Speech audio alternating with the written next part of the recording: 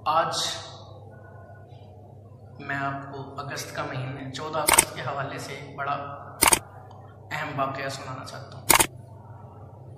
तहरीक पाकिस्तान, वो लोग जिन्होंने अब जन्म लिया वो पाकिस्तान की कदर नहीं जानते, और जिन्होंने बदकिस्मती से इंडियन कल्चर, इंडियन फिल्में, इंडियन ड्रामों को देख के आंखें खोली, वो समझ ही नहीं सकते कि वो ज़माना क्या था और हमने तहरीक आज़ादी में क्या खून के दरिया बहाए।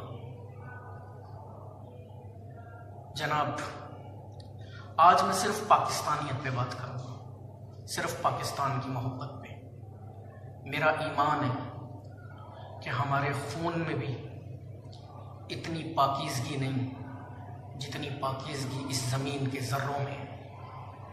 हमारे तखय्युल में भी इतनी खूबसूरती समा नहीं सकती जितनी खूबसूरती इसके मरग़ज़ारों में, इसके पहाड़ों में, और जितना हुस्न अल्लाह ने इसमें समो दिया, इतना हुस्न हमारे तखय्युल से भी वरा है।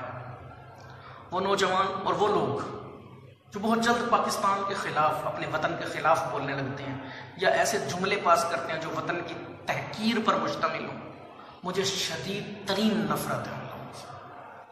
जो अपने वतन से मोहब्बत नहीं करते, जो अपने वतन की कदर नहीं जानते, उसी थैली में छेद करते हैं जिसमें खाते हैं। मेरे नज़दीक धरती की बदतरीन मखलूक है। जी, आपको बताऊं, मैं नौजवान नस्ल को ख़ास तौर पे 1947 से लेके अब तक इंडियन गवर्नमेंट के मुताबिक, उसके बाकायदा रजिस्टर के मुताबिक सरकारी आदाद-ओ-शुमार है, 50,000 हिंदू मुस्लिम फसाद हो चुके हैं। कितने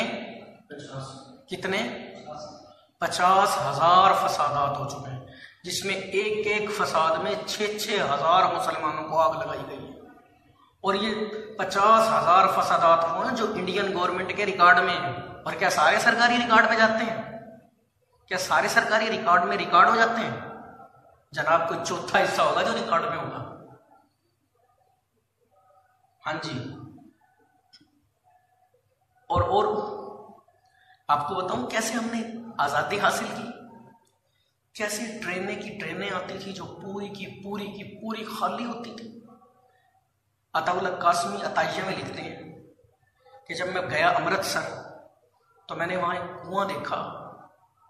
उस कुआं से अब भी ऐसी गंदी बू आ रही थी और वो बंद कुआं था। मैंने उनसे पूछा कि इस कुएं का इतना बुरा हाल क्यों है?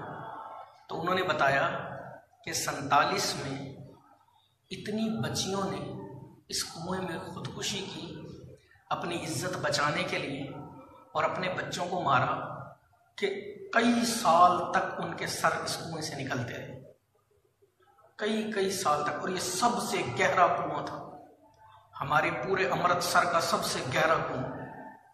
और औरतों के जुलूस निकाले गए बरहना करके, हव्वा की बेटियों के, और फिर आखिर में किरपानों पे उन्हें उछाला गया।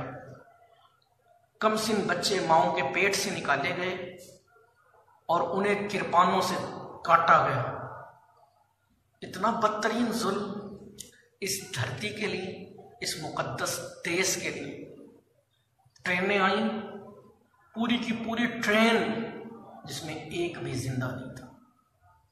और सरकारी सरपरस्ती में पटियाला एक रियासत होती थी, मशरकी पंजाब में अब भी शामिल है, लेकिन अब ये रियासत का स्टेटस नहीं है, अब इसके पास एक ज़िले का स्टेटस है। पटियाला के राजा की सरपरस्ती में बाकायदा फौज बनाई गई, जिस फौज ने बाकायदा मुस्लिम कशी। किरपान लहराते हुए तारा सिंह ने कहा था कि खून की नदियां बहेंगी पंजाब में। फिरोजपुर, जालंधर और ये सारे एरियाज जो पाकिस्तान को मिलने थे, इसके शहरी बड़े मुतमईन थे कि अक्सरियत मुसलमान नहीं, अक्सरियत ये ज़िले मुसलमान है तो ये मुसलमान ज़िले बिल्कुल पाकिस्तान में शामिल होंगे। 100 में से किसी को भी 1% भी उम्मीद नहीं थी। लेकिन कश्मीर का कच्चा रास्ता भारत को देने के लिए ये ज़िले भारत को दे दिए गए। जिसके नतीजे में इस ज़िले की अक्सरियत मुसलमानों की शहीद हुई।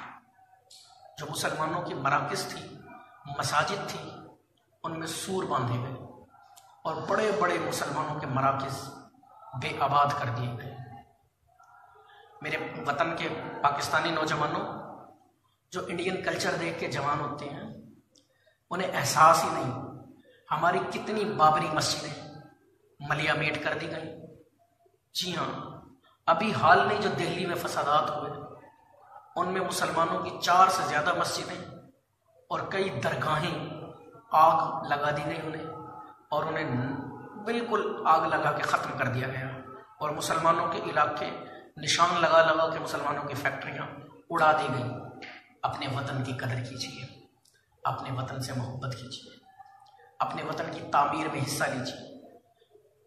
और अगर आप यही नहीं करते, और इसका पहला तरीका ये कि अपने आप को पॉजिटिव बनाइए। बदकिस्मती से बेहयाई देखने वालों में पाकिस्तान का दूसरा नंबर है। गूगल सर्च इंजन की रिपोर्ट है कि पाकिस्तान में बेहयाई दूसरे नंबर पर सबसे ज़्यादा देखी जाती है।